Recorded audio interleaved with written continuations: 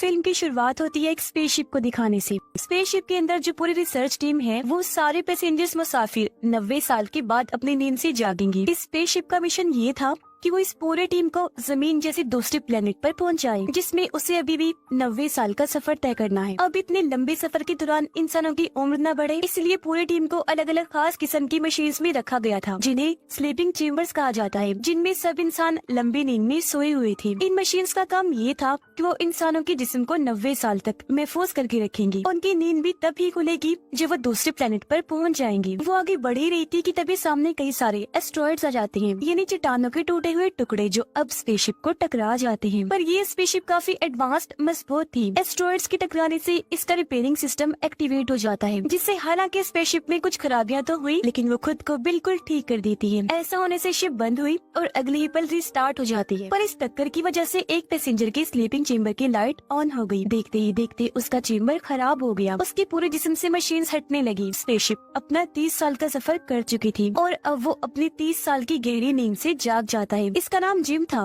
वो उठकर आगे बढ़ा। अब पहले तो उसे काफी चक्कर आ रही थी, लेकिन कुछ ही देर में वो बिल्कुल नॉर्मल हो जाता है। अब जिम उस हॉल में जाता है जहाँ सफर खत्म करने के बाद सारे पैसेंजर्स ने जमा होना था, क्योंकि यहाँ इनकी तब मीटिंग होने वाली थी। मगर जाहिरा उसने देखा कि इस हॉल में कोई भी नहीं है। वो पूरे स्पेसशिप में बाकी सभी पैसेंजर्स को ढूंढने लगा, लेकिन उसे अपने अलावा वहाँ कोई भी नहीं मिला। वो कंट्रोल रूम में मदद मांगने के लिए जाने लगा, पर उसका दरवाजा लॉक था, क्योंकि इसे कंट्रोल रूम के मेंबर की आईडी से ही खोला जा सकता था, या फिर टीम के हेड की। इसलिए अब जिम सिस्टम से ही अपनी लोकेशन की डिटेल्स निकलवाता है, ताकि वो पता कर सके कि इस वक्त स्पेसशिप कहाँ है। जहाँ उसे पता चल गया कि वो अपनी मंजिल यानी उस प्लेनेट से 90 साल दूर है, यानी कि वो 90 साल पहले ही जाकर अपने स्लीपिंग चेम्बर से एक्टिवेट हो गया है। वो काफी मायूस हो गया, वहाँ से जाने लगता है। मगर तभी उसकी नजर सामने गई। उसे लगा कि वहाँ कोई इंसान है, तो जिम उस तरफ ही जाने लगा, जहाँ उसे पता चला कि वो इंसान नहीं बल्कि इंसानी शक्ल वाला रोबोट है। अब जिम को वहाँ एक औजार मिला, जिसकी मदद से वो अपने स्लीपिंग चेम्बर को ठीक करने की कोशिश करता है, मगर इस चीज में वो नाकाम ही रहता है। इसके बाद जिम कंट्रोल रूम में भी जाने की कोशिश करता है, औजारों से उसके दरवाजे को काटने की कोशिश करता है, मगर वो इतना मजबूत दरवाजा था कि इसे कुछ भी करना नामुमकिन था। आगे बढ़कर जिम ने देखा कि अब स्पेसशिप की बाकी फंक्शंस में भी खराबी आ रही है, मगर वो इन चीजों को नजरअंदाज करके रोबोट के पास जाकर बैठ गया। उसे कहने लगा कि मुझे ऐसा लगता है जैसे मैं हमेशा के लिए इस स्पेसशिप में फंस गया हूँ, कोई मेरी मदद को नहीं आएगा, मैं अकेला ही मर जाऊंगा इधर। ये सुनकर रोबोट कहता है कि इंसानों की यही खामियां हैं, उन्हें हमेशा वो चाहिए जो उन्हें पसंद हो और जो उनके पास ना हो, और उस चीज के साथ खुश रहना चाहिए जो आपके पास है। उसकी ये बातें कहीं न कहीं जिम पर असर कर जाती है, इसलिए स्पेसशिप में जो था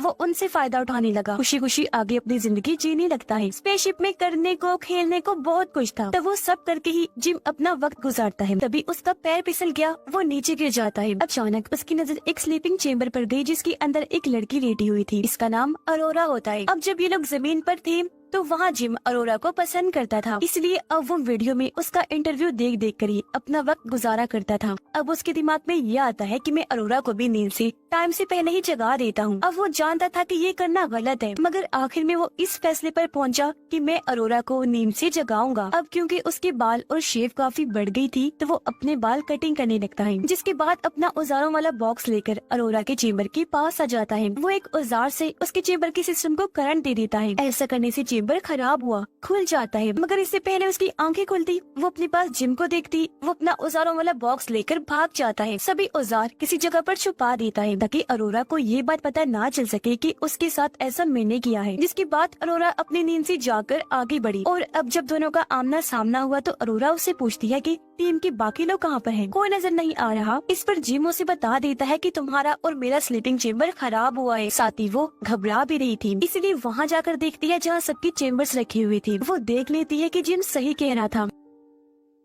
ये देखकर अरोरा कंट्रोल से बाहर हो जाती है। तब जिम उसे संभालता है, कहने लगा कि अभी तुम आराम कर लो, इस बारे में हम कल कुछ कर लेंगे। अगले दिन दिखाया गया कि अरोरा मशीन से अपना खाना लेती है, जहाँ मशीन ने उसे ढेर सारा अलग अलग तरह का खाना दिया था, क्योंकि वो गोल्ड क्लास की पैसेंजर थी, हमेशा अलग अलग चीजें खाया करती थी। अब जब उसे पता चला कि जिम इतने सालों से एक तरह का ही खाना खा रहा है, तो वो अपनी आईडी से जिम को भी गोल्ड क्लास का खाना निकाल कर देती है। अब अरोरा भी कंट्रोल रूम का दरवाजा तोड़ने की कोशिश करती है, मगर वो भी ऐसा नहीं कर पाती, जो देखकर अब अरोरा को भी यही लगने लगता है कि हम यहाँ पर फंस गए हैं। तो अब वो अपनी किताब देखकर उसे पूरा करने का फैसला करती है। जिसके बाद अरोरा उससे पूछती है कि यहाँ पर करने का कुछ है। इस पर जिम कहता है कि हाँ, डांस कर सकते हैं, खेल सकते हैं और भी कई सारी चीजें हैं। ये लोग डांस को चुनते हैं जहाँ AI सिस्टम इन्हें डांस करना सिखाती है, जिससे ये लोग इंजॉय करने लगते हैं। खूब इन्होंने डांस किया, दोनों ही काफी खुश थे। ये लोग स्पेस की सैर भी करते हैं, इन्हें बहुत मजा आया करता था। और अब धीरे धीरे इनकी दोस्ती हो जाती है। दिखाया गया कि स्पेसशिप अब एक काफी बड़े तारे के पास से गुजरती है, जो बहुत चमकदार था, इसलिए काफी खूबसूरत लग रहा था। उसके अंदर से चिंगारियों जैसी आग निकलती है। अब अगले दिन अरोरा, जिम और रोबोट तीनों मिलकर अरोरा की बर्थडे मनाते हैं। यहाँ जिम उसे अंगूठी गिफ्ट करना चाहता था ताकि वो बता सके कि मैं तुम्हें पसंद करता हूँ, मगर बातों ही बातों में रोबोट के मुंह से ये निकल जाता है कि अरोरा, तुम्हें स्लीपिंग चेम्बर से जिम ने निकाला है, ना कि तुम्हारे चेम्बर में खराबी हुई थी। ये जानकर अरोरा काफी दुखी हो गई। वो बहुत ज्यादा रोने लगती है क्योंकि जिस पर उसने सबसे ज्यादा भरोसा किया उसने उसे धोखा दिया था। वो जिम से इतना नाराज हो गई कि बात करना ही छोड़ देती है। उसे इतना गुस्सा आ रहा था कि एक रात जब वो सो रहा था तो अरोरा उसके पास आकर मुक्कों से उसे बहुत मारती है। फिर जान से मारने वाली थी,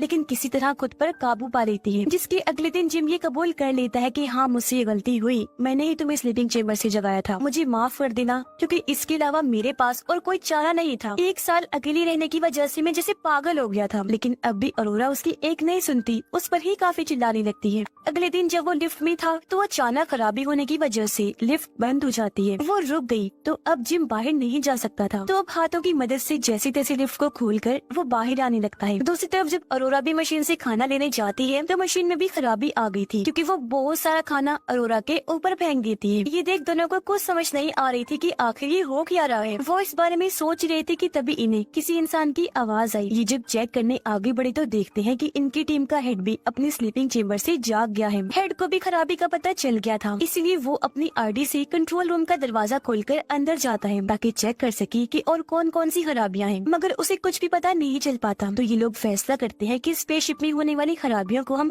खुद ही चेक करेंगे। तीनों जब आगे बढ़े तो इन पर एक रोबोट गिर जाता है, मगर वो जमीन पर गिरकर टूट गया था। ये देखकर हेड बताता है कि ये 15वां रोबोट है जो खराब होकर टूट गया है। अब हेड अरोरा की स्लीपिंग चेम्बर को जाकर चेक करता है। उसे पता चल गया था कि इसे जिम ने खराब करके खोला है। हेड उसे कुछ भी नहीं कहता, क्योंकि उसे भी इस बात का पता था कि एक साल इंसान वाकई अकेला रहकर पागल हो सकता है। अब अचानक ही हेड की तबीयत खराब होने लगी। वो जब अपने कमरे में आया तो देखता है कि मेरे मुंह से खून आ रहा है। अब एक रात स्पेसशिप की लाइट अपने आप ही चली जाती है, जिस वजह से इस जगह की ग्रेविटी पूरी तरह से बंद हो गई थी। ग्रेविटी यानी जो किसी चीज या इंसान को जमीन पर रोके रखती है। और अब ऐसा होने से ये लोग हवा में उड़ने लगते हैं। अरोरा जो पूल में थी, लाइट बंद होने की वजह से एक काफी बड़े पानी के बबल में आकर फंस गई थी। वो बाहर नहीं निकल सकती थी, तो अंदर रहकर उसका दम घुटने लगा। उसकी हालत खराब होने लगी थी, पर इससे पहले उसकी जान चली जाती। स्पेसशिप रीस्टार्ट हो जाती है क्योंकि बिजली वापस आ गई थी। ऐसा होते ही अरोरा भी पुल से बाहर आ गई और जिम जो उड़ रहा था वापस अपने बेड पर आ जाता है। जिसके बाद ये तीनों खराबियां AI सिस्टम में देखने लगते हैं। इन्हें पता चला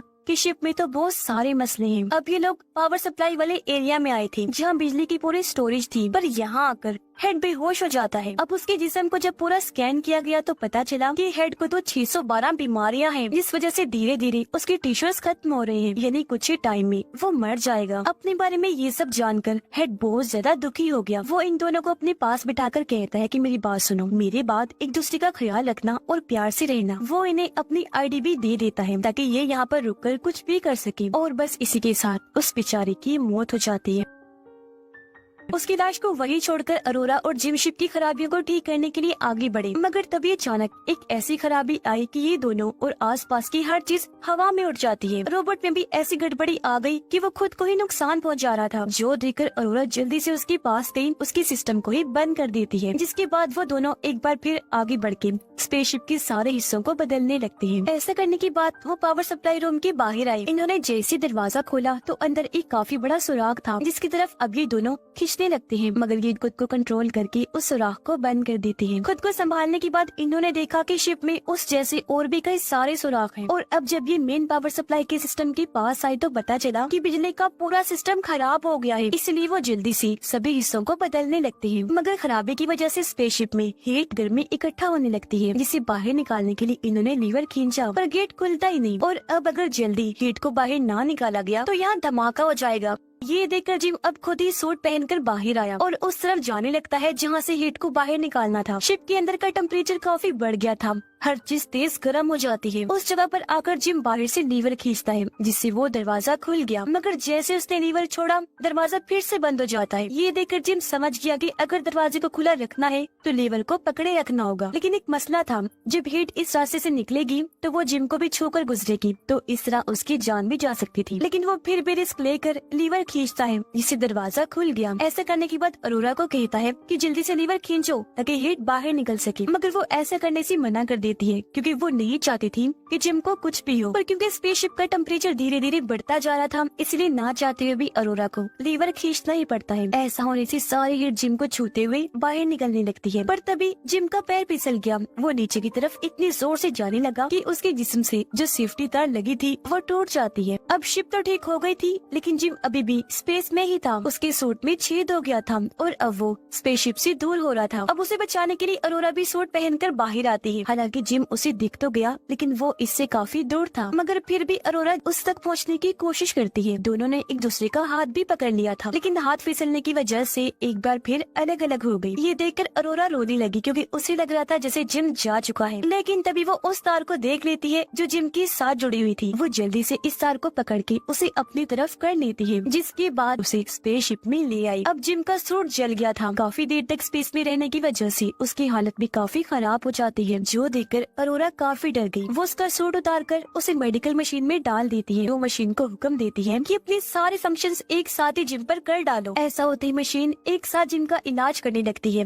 मगर उसकी हालत में जरा भी बदलाव नहीं आता। मगर खुशकिस्मती से कुछ ही देर में जिम की आंखें खुल जाती हैं, जो देखकर अरोरा बहुत ज्यादा खुश हो जाती है। जिम की हालत बेहतर होते ही ये दोनों पूरे स्पेसशिप को ठीक कर देते हैं, जिसके बाद इज्जत के तौर पर हेड की लाश को कपड़े पहनाकर बैच लगाते हैं और उसे स्पेसशिप में छोड़ दिया जाता है। अब जिम को एक और स्लीपिंग चेम्बर मिलता है जो बिल्कुल ठीक था। उसमें इन दोनों में से कोई एक जाकर सो सकता था, इसलिए वो अरोरा को कहता है कि तुम वापस जाकर लेट जाओ, फिर 90 साल के बाद ही जागना, जहाँ तुम्हारी आंखें खुलने पर तुम्हारे सामने वो दूसरा प्लेनेट होगा। मगर अरोरा उसे ऐसा करने से मना कर देती है कि नहीं, मैं तुम्हें अकेला छोड़ के नहीं जाऊंगी, हम साथ मिलकर रहेंगे, जो भी अंजाम होगा मैं उसके लिए तैयार हूँ। ये कुछ और साल यहाँ गुजारते हैं, जहाँ एक दिन जिम अरोरा को वो अंगूठी दे ही देता है, जो पहनकर वो बहुत ज्यादा खुश हो जाती है। और अब इसके बाद हम सीधा पूरे 90 साल के बाद का वक्त देखते हैं, जहाँ वो स्पेसशिप आखिरकार उस प्लेनेट तक पहुँच गई थी, यानी अपनी मंजिल तक। ऐसा होते ही सभी मेंबर्स नींद से जाग जाते हैं, पर जब ये स्पेसशिप से उतरने लगी तो इन्होंने देखा कि पूरे स्पेसशिप में पेड़ पौधे उगे हुए हैं, जो अरोरा और जिम ने उगाए थे। पर क्योंकि इतने साल गुजर गए थे तो उनकी मौत हो गई थी, मगर उन्होंने काफी सारे अच्छे कामों में से ये भी किया कि स्पेसशिप को ठीक कर दिया। तभी ये लोग अपनी मंजिल तक पहुँच पाए और इसी के साथ ये कहानी इधर ही खत्म हो जाती है।